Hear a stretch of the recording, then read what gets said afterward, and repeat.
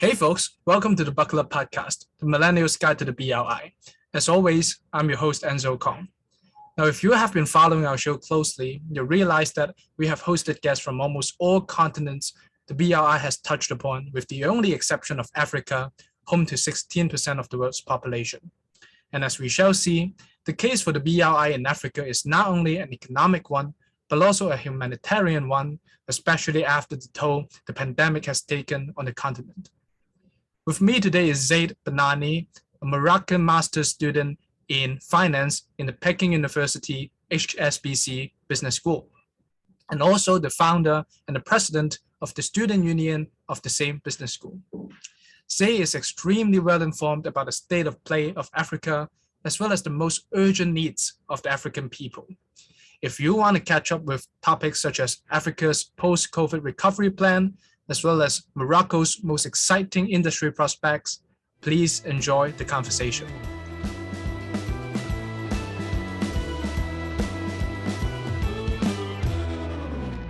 Hi, Zayed. Welcome to the show. How are you doing? Hi, Enzo. I'm very well, thank you. As I told you before, Africa is the only missing piece in our show, and I'm sure our audience would love to hear from you, hear your take. It's my honor speaking on behalf of Africa today, and I'm sure it will be a great podcast. Now, why don't we take a sort of a funnel approach today, and we will first deal with Africa's issue in general, and then perhaps we'll then look at the issues of North Africa, and then finally the prospects of your country, Morocco. Does that sound good to you? Sounds perfect. So, I mean, if we talk about Africa now, what we read on the news, I think one of the major concerns would be how it is dealing with COVID. And we have read that COVID has certainly brought reduced earnings and increasing poverty and food insecurity to the continent, as well as leading the region into the first recession in 25 years. So, Zayed, can you tell us what are the most urgent needs of the African people right now? Well, as you know, the continent of Africa is quite a rich continent in terms of natural resources, as well as its diverse demographics. Africa counts a population of about 1.2 billion people, which ranks it second largest continent in the world. Unfortunately, even with all these attributes, there are quite significant factors that are lacking the continent. Some notable factors are the quality of the supply chain, as well as the lack of supplies. And with the current pandemic, which has hit the whole world, Africa has been heavily impacted, notably due to its shortage of supplies, as well as its poor quality of supply chain. And in the beginning of the pandemic, many countries all around the world imposed lockdowns, right, and therefore impacted trade. And the continent found itself with not many supplies in order to treat its people. And I guess one of the most straightforward ways to get out of the woods would be to rely on vaccines. And we also know that vaccines supplies has been particularly worrisome in Africa and other developing countries. So how is the situation on the ground right now? Well, as of the month of September, only 3% of the African continent population has been fully vaccinated against COVID-19. This vaccination rate is quite low in comparison to continents like Europe, which has vaccinated almost 50% of its population. Certainly. North America, which has vaccinated 44%. And talking Asia, about the third and the fourth shots already. Yeah, and then you see a beautiful continent and the rich continent like Africa, which is struggling nowadays to vaccinate its population. And I think this is mostly due to the fact that many sub-Saharan African countries weren't able to place orders for the vaccine, mainly because other developing and developed nations were bidding higher and getting all the supplies. Nonetheless, we'll focus on the positive projects occurring nowadays. As of today, there are 12 vaccine manufacturing projects in Africa in 6 different countries. My country, thankfully, is amongst one of them. We're starting the production of the Chinese vaccine Sinopharm. Right. There were some issues, but it's going well. Then you have Algeria, Senegal, Egypt, Nigeria, and South Africa. And these are all quite big African countries. And I hope they will take care of their neighboring countries in supplying them vaccines. I mean, that sounds like the most effective and also the less costly way to gain access to supply to vaccines for the African people when you can manufacture them at home. Now, apart from the vaccines, we are also seeing some debt problems for a lot of African governments, and a lot of Western countries and also China are creditors of these countries. So are these countries doing their part in order to help the African countries for relief? Yeah, well, as mentioned before, COVID-19 is a tragedy which has heavily impacted countries all around the world. Unfortunately, some of these countries don't have the adequate resources to recover from the impacts of the pandemic. Countries amongst the G20 created a debt relief framework, which helps ease the payback periods as well as the loans which these African countries received. So in this framework, they temporarily suspended $5 billion in debt service repayments, which is about 40% of what the continent spends on the health sector. Other than that, there are many other investors as well as people that loan that are currently in the middle on whether to extend the repayment period or not. I think the African Union should step in and try to find compromise with these investors in order for African countries to recover from the pandemic prior to paying back their debts. Well, it sounds like definitely there's more that can be done. And apart from that, I think another most straightforward way to boost the economy would be to increase the trade between the countries. So can you tell us what is the trade relationship between Morocco and, say, China that is going on right now?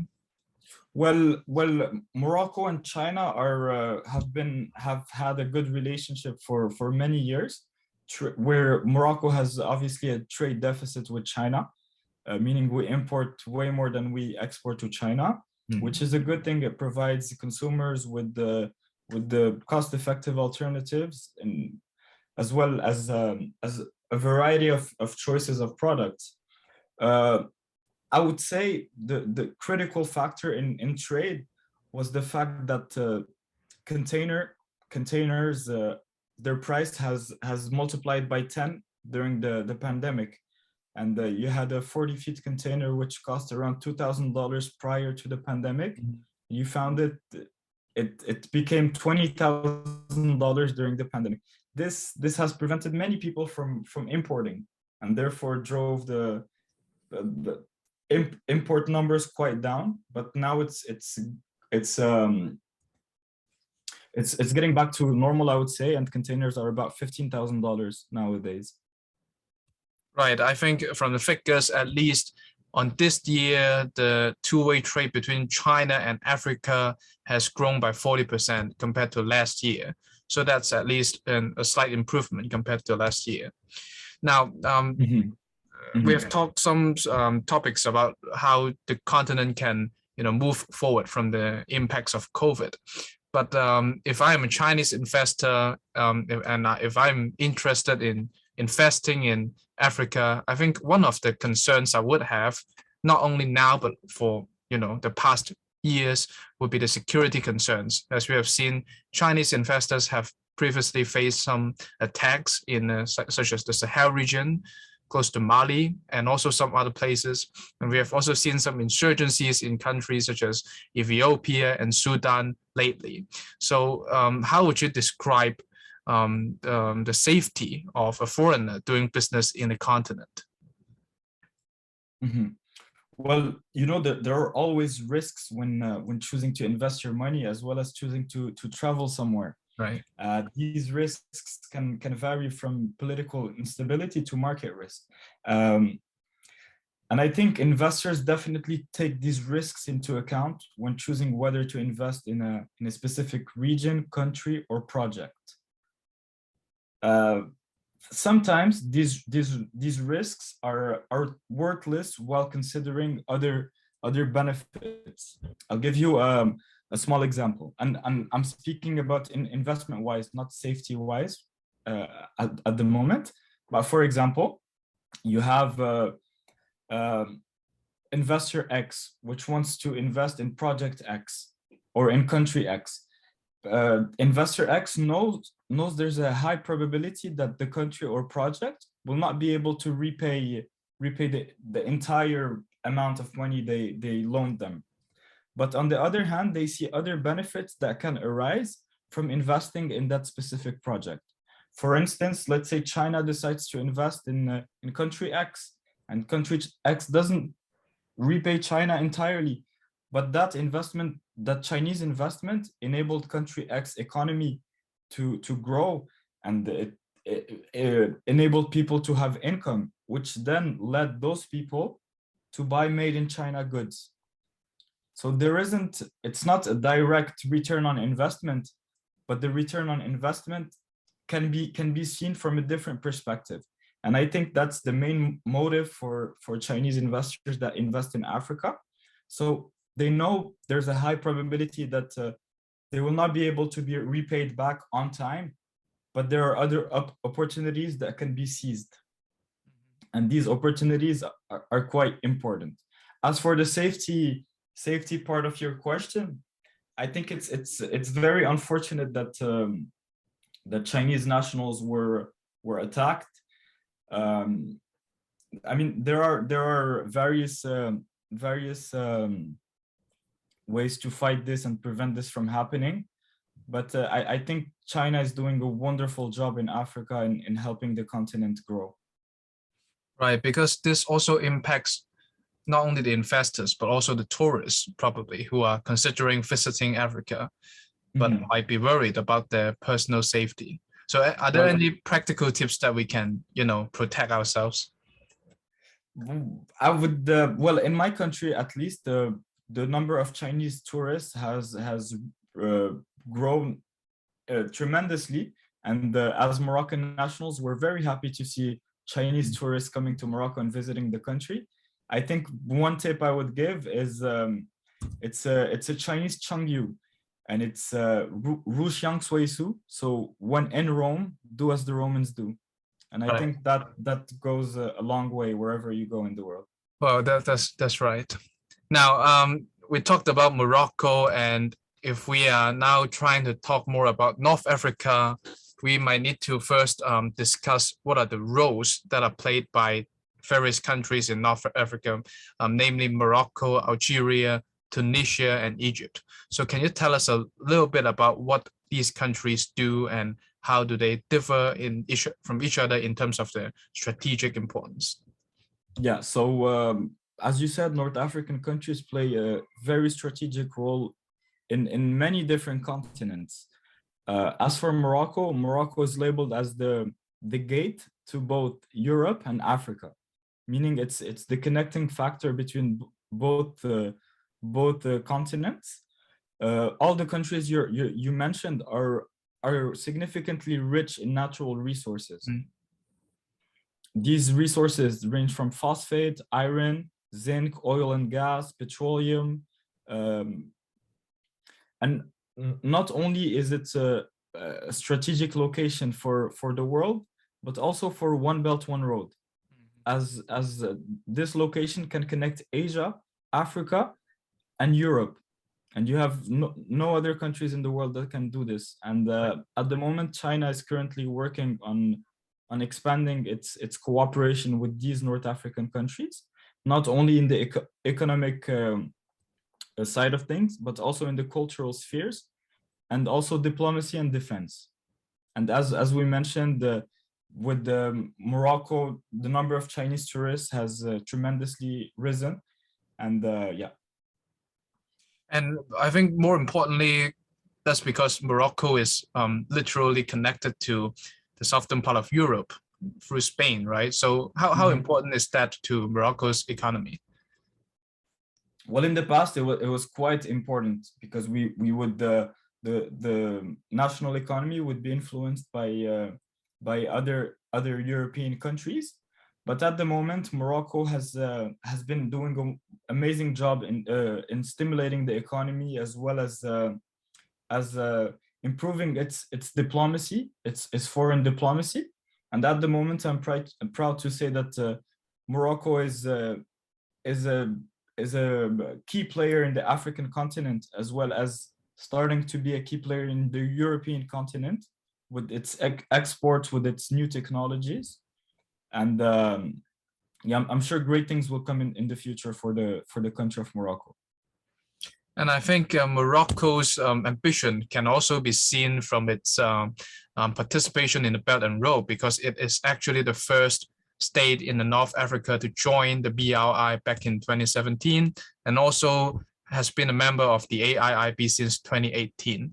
But you mentioned that Morocco has traditionally been a strong trading partner with EU, and I think the number said that it accounts for more than half of Morocco's imports and about 2/3 of its imports. So now that China has come into the picture, how does that impact the relationship between Morocco, Europe, and China? Well, I would label the China-Morocco relationship as a pragmatic relationship. Why would I employ the word pragmatic? Because both parties are aware of each other's importance, and therefore try to use these beneficial aspects to benefit each other. So, in China, many deals, many agreements are made on the basis of a win-win relationship. Right. And I think this relationship between China and Morocco is only win-win. Morocco was the first country to recognize the United States of America. Mm-hmm.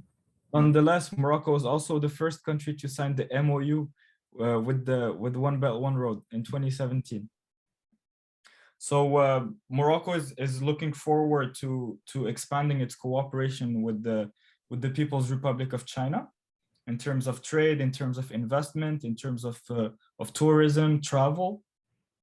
And I think the King Mohammed VI visit in Beijing in 2016 opened the doors to many beautiful projects in the country.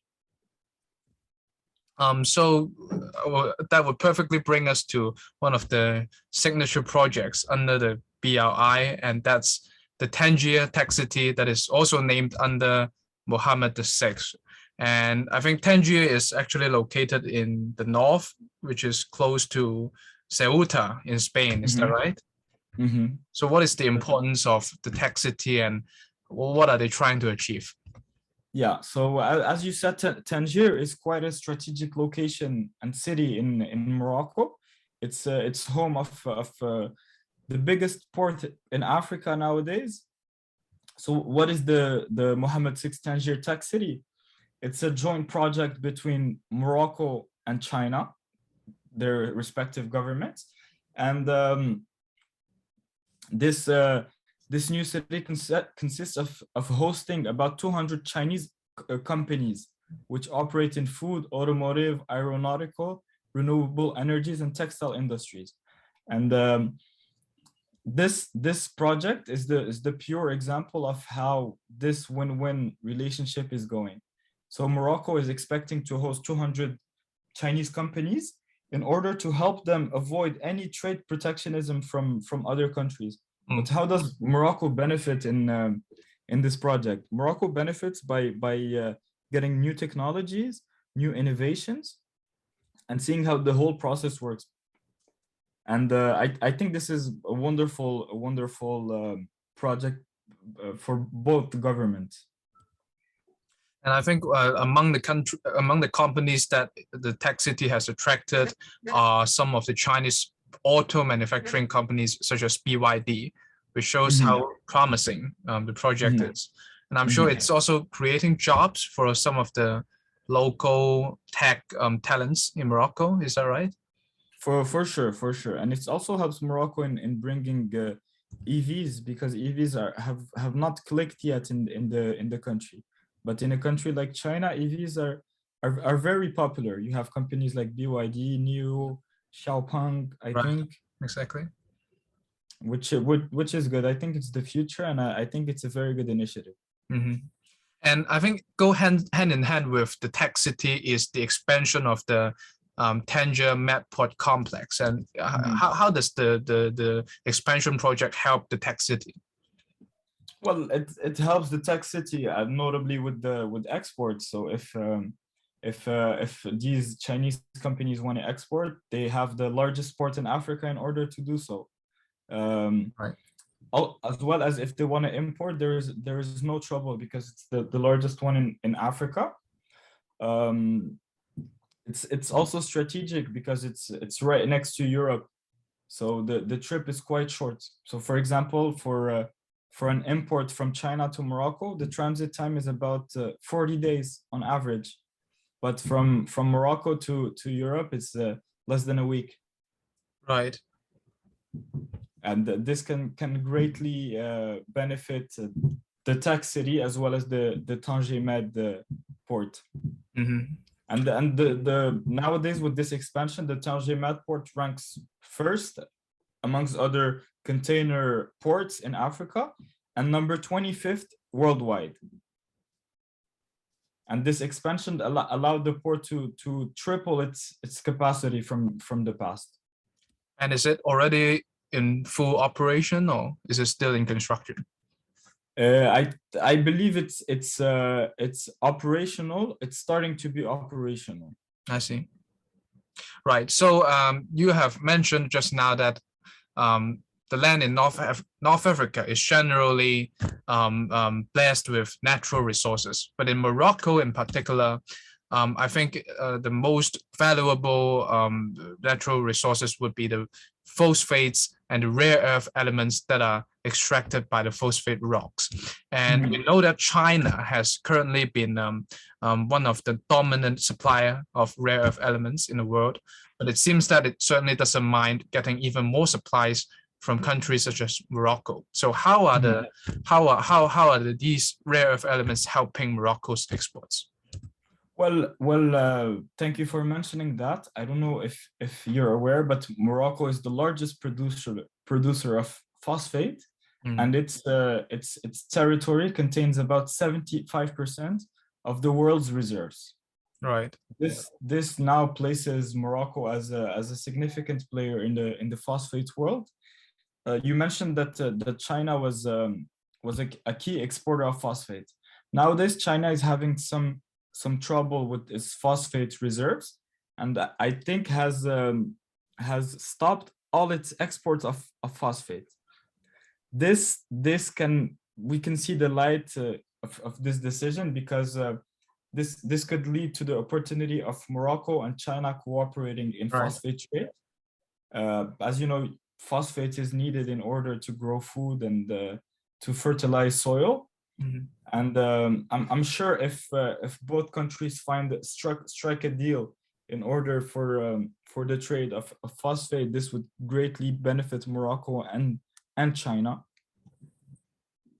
I think that has already been happening on the ground. And from my research, I saw that China's Hubei Forbon Technology has already established a JV with Morocco's state-owned phosphate giant, OCP, earlier this year to develop some new fertilizers. So I'm sure we're going to see a lot more cooperations between the two. I'm really looking forward to that. Now, in connection with that, energy is also an important topic in Morocco's economy, I think, because more than a third of the country's energy actually comes from renewables, which is really impressive. for China's part, it has also played a part in this in terms of solar power, as it constructed the Noor concentrated solar power project in a Moroccan city. Can you tell us more about that? Yeah, so the Noor power plant in the city of Ouarzazate in Morocco is the world's largest concentrated solar power plant project. As you mentioned, it was built under BRI when Chinese builders came to Morocco to provide the construction of this energy project. The company who helped build this project is Shandong Electric Power Construction Company, and is a subsidiary of Power Construction Corporation of China, which is a giant in China. And they took the construction of Noor 2 and Noor 3. This mega project has greatly benefited the country of Morocco, as now all supply can be found in Morocco, as well as the number of jobs. The region, Ouarzazate is in the south of Morocco. The region has completely changed in a good way with this project, and it has also brought many foreign talents from all around the world to come and work in this plant. And it's quite impressive how both China and Morocco collaborated in building this mega project. And the city where it's located, or Ouarzazate, is it like in the middle of a desert with a lot of sun? Is that why they built a solar plant there? Yeah, so Ouarzazate is in the south of Morocco. It consists of a lot of desert as well as the city, and it's quite sunny over there. Right. So I guess it's a good location that for the power. Explains why. Yeah.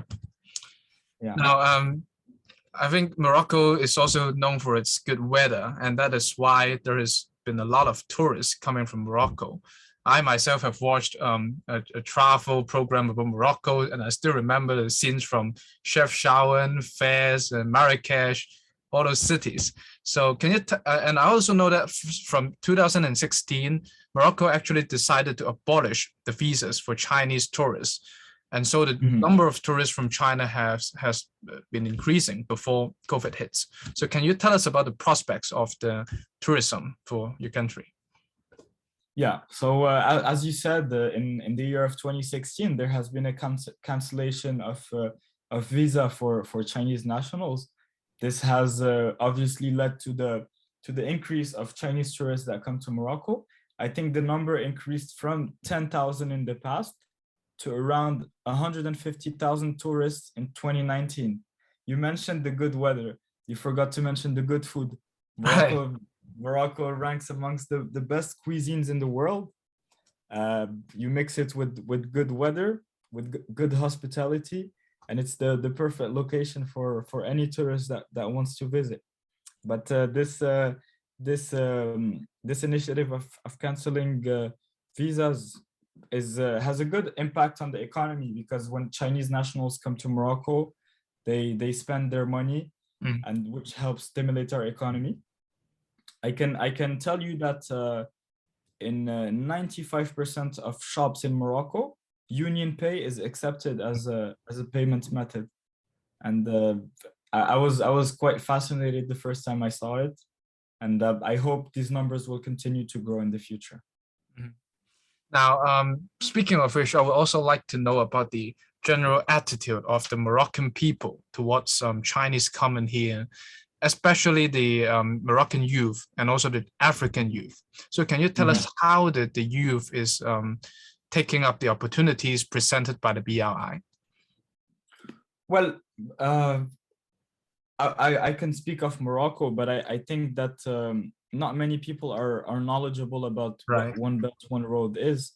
And I think a lot of things can be done in order for people to be enlightened about the project and about the benefits of the project. In my opinion, the project provides the whole world with many benefits.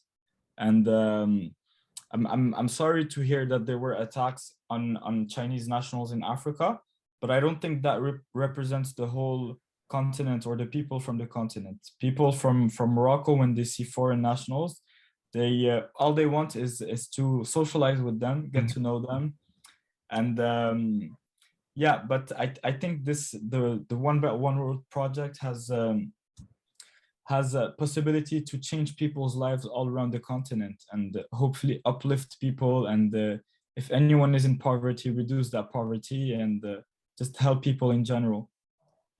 I would also like to hear more about your story as well. So why would you pick China as the destination for your university studies in the first place? Yeah, so as you know, choosing where to go to university is quite an important decision. I received a random email, a promotional email, studying China. I was in my senior year in high school, and I thought to myself that it would be an amazing decision to take, going to a place where I know no one, different culture, different language. My parents supported me in my decision, but I knew they were expecting me to call them and tell them I can't, it's too hard. And I went there with that Was that so hard indeed? determination, with that determination to be able to make it and learn the language, learn the culture. And thankfully, it has been the best decision of my life to just learn more about Asia, about China, about its people, its culture, its food. So do you think more can be done by say the government or some non-governmental organizations in terms of giving more opportunities to the young people in terms of exchanges and scholarships? What more can be done in that regard? I think a lot more can be done in enlightening people, as well as getting people excited about the project. You mentioned scholarship, you mentioned the exchange opportunities. I think that those would be good initiatives, but I also think One Belt One Road should be taught in schools, maybe in BRI members curriculums. It should be taught, and people should know what it is and what are the benefits to this project, and how it has the potential to change the world. And I think that when the project starts thoroughly, we will be able to see more globalization and people traveling, exchanging ideas, exchanging innovations. And by that time, they will be able to see the benefits of the project. Right. I mean, I thank you very much for coming to the show again. I'm sure a lot of young people are inspired by your advice and experience. Thank you, Enzo, for having me. I'm very honored to have joined you today. Thank you very much. See you.